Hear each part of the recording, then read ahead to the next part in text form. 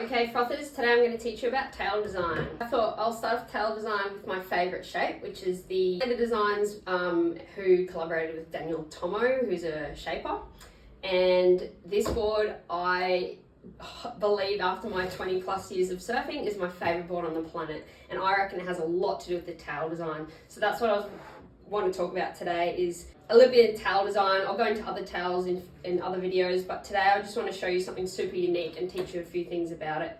So first thing to note is that it has quite, like, I would almost call them channels, but they're concaves, which kind of in terms means that there's like a little divot in the board and it runs underneath the board typically. A common concave is like a double concave or a single, which just means obviously one, or double means the two concaves, and it's kind of like a U or a C shape under the board. And what that does is create flow and speed. This one has a super unique one. As you can see, it's got a double concave, and inside that has it has a quad inside that double concave. So I don't want to get too technical on you guys, because obviously I'm here to teach you like all the terms and how things work, but I think when you do dive technically, you can understand things better. So the combination of that and this tail outline is what I want to talk about today, because it's super like interesting and alternative, but I think like don't be mistaken by something that you might not have seen before, because everything has a purpose. So you've got this here, which is called a hip or a wing, and typically what that does is that you've got the whole board shaped this wide, and then it cuts in right here, like on the back three fins. That's where it's cutting in. What that's going to do is it's allowing you to have the most volume and width in your board, but then it cuts it out so that you can turn and pivot off the back. So allowing you to turn easier, I guess.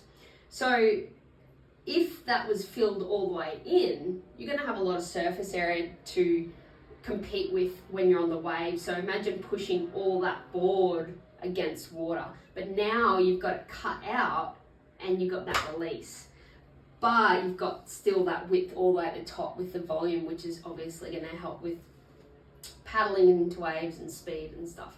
So it's like the ultimate combo, releasing the tail. Now up here we've got these really weird, I would at first glance call them weird if you don't understand or never seen them before. So what this is called double batwing.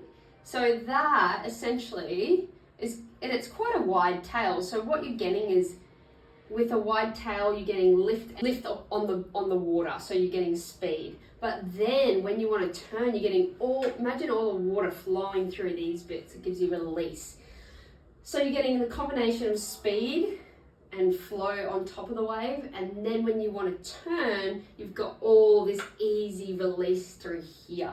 So this board has never let me down. I've had it for 5+ years, and the combination of this aggressive concave setup with the batwing, I feel like I race every section and I always get around it because of that, the speed there. And then when I want to turn, it's like the sci-fi just wants to do anything I try and do on it. It's like, if I want to do a really hard hack, it lets me do a really hard hack and it doesn't slide out. Or if I want to do a quick cutty, it lets me do that. So yeah, that's the batwing, obviously with the combination of the concaves, and I reckon it's the best board on the planet. So yeah, let me know what you guys think. What kind of, have you ridden this tail before, and what you think about it?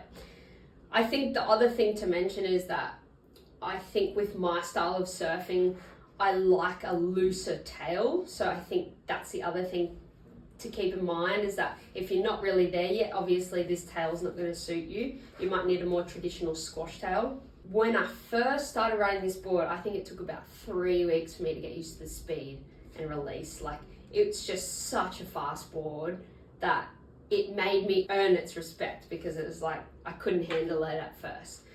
But then once we gelled together, it's, yeah, best board on the planet. So yeah, that's the Sci-Fi with the double batwing tail.